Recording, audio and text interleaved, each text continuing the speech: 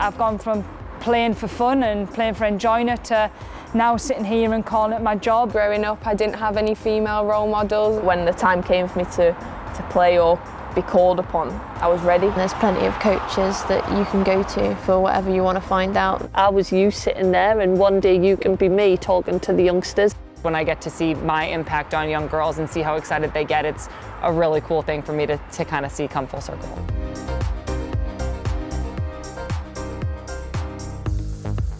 Over the course of the next 3 episodes, we'll be taking you on a journey showcasing the evolution, the continued growth and the future of women's football at Manchester City. Players and key figures from within the club will be sharing their thoughts on the journey so far, how the club continues to drive forward and what can be done to provide pathways for the next generation of professional female footballers. Our partners at Citi also offer an insight into how advancing gender equality requires honesty, transparency and accountability. They'll also discuss how partnering with Manchester City can help increase the visibility of women's football.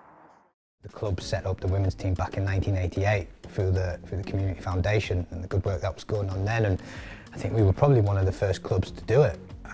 Back in the late 80s, with a girls' academy linked to it as well, so girls from under 10 right the way through the system into first team. I started kicking a ball when I was around 4 or 5 and ended up getting scouted for Sunderland when I was like 9, 10 I think it was, and there's been so many changes within women's football. Now sitting here and calling it my job, and the women's game's come on so much over the last few years. It came to the forefront at the London 2012 Olympics when people like Steph were scoring at Wembley in front of massive 90,000 crowds, and that was probably the first time I took notice of women's football myself. There was about 80,000 people at Wembley, and I think that was a time where I was like, there's interest here where I think the game's just going to grow and grow, and I think it did from them Olympics. I think there was a significant change in how many people started coming to the games. It was back in probably 2012, 2013 when we really decided on right, what is it the next step for the women's team.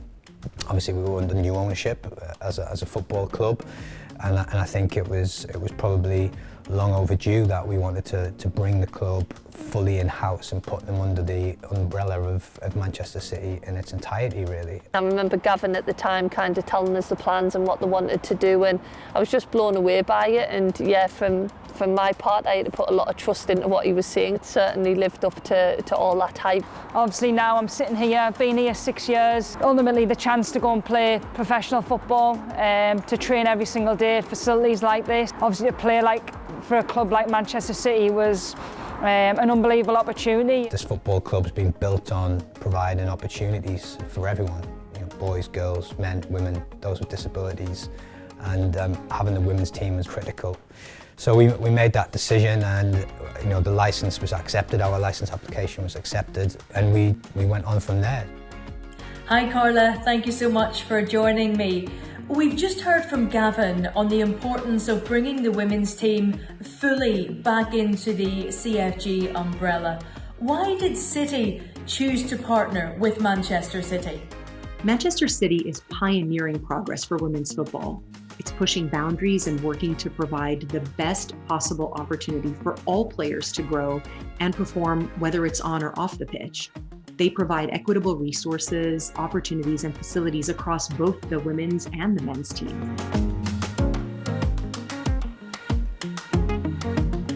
Thinking back, it's about 15 years since I made my England debut, so yeah, it's gone back a long time, but yeah, there's been so many changes. I think now to be sitting here and say that you play full time, that would never have even been dreamed of. From the age of 26, I started getting more football training and more technical training, which I think then took me to the next level as a player. I can actually go and train as much as I can, and I don't have to go and work and fit my training around work. So for me that was a big moment, not just for me personally but for the game itself. The amount that the women's game has grown in the last 3 to 4 years is crazy, and it just shows it can keep on growing, and it is exciting to see the younger generation coming up know a pathway and know that it's possible.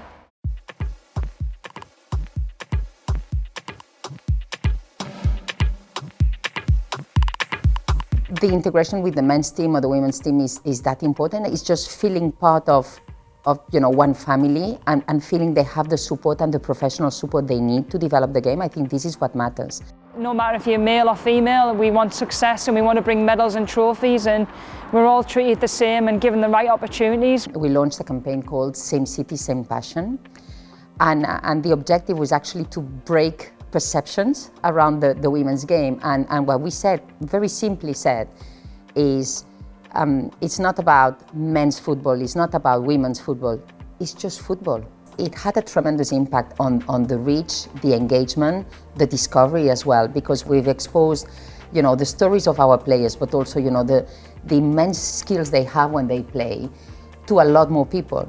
Man City are continuing to help change the perception of women's sport. What are the important issues and goals within Citi that you are working towards? We have set goals to increase representation for women in senior and higher paying roles across the firm globally by the end of 2021. But we know we can't do it alone, and we've got to work across industries and sectors to really move the needle. Citi are an important supporter of the women's team. Personally, why is this important to you? Well, like many of you, I feel deeply passionate about creating a better future for all women that come after me. In fact, I want my daughter and every young person to see themselves represented and to know the incredible power that comes with being authentically them. I want women and girls to know and to see themselves represented in positions of power in corporate America, in public office, and even on the football pitch. Just that representation of seeing women playing sports and seeing women be competitive and get dirty and want to win. It's hopefully showing young girls that they can do whatever they want. They can get angry on the field, they can be competitive, they can really want to win, and I think for them to see that is really valuable, and it might help them push themselves even more to keep wanting to become better versions of themselves.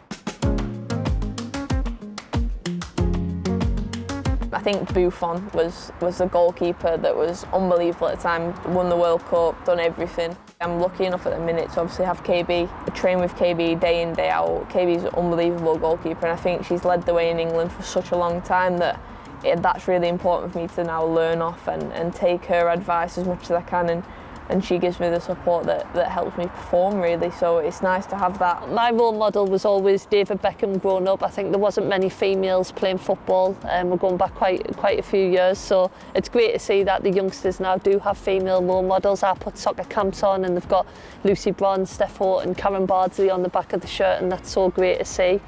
Female role models, I would say Paula Ratcliffe was one of them, just because of my running background and just to see how hard she actually worked and how much she pushed her body in order to get that success, and she was definitely someone I was in awe of. Vincent Kompany, when he was here, I think in terms of the way that he led this club from not just on the pitch with the way that he led, and he led by example, but the way that he held himself off the pitch, and he became that ultimate role model for the young boys growing up and also the young girls to try and be aspired to be. Mia Hamm was definitely my role model growing up. I also loved Michelle Akers, the whole 99 team really, and I've had the opportunity to meet some of them, and it was really special to have that kind of come full circle and to get to tell them how much they influenced me, and then sometimes just when I get to see my impact on young girls and see how excited they get, it's a really cool thing for me to kind of see come full circle. This is really the next evolution of football in general, the women's game. How can we develop it further? It's for many years has been left behind and been neglected in many ways. So there was an element of we need to be at the forefront of that as a club, as a forward-thinking club, and a club that prides itself on being innovative. But also some of those reasons that I've touched upon before, that we are a community-based club with those really community foundations at the heart of everything that we do. It's incredible to think where we are now as opposed to where we were 5 years ago. There's still a lot of work to do to get it to where we really want to. And will we ever finish that? Probably not, because it's always a continuous journey. Next episode, we'll take a look at the Barclays FA Women's Super League and hear how the facilities at the Citi Football Academy provide the perfect platform for success.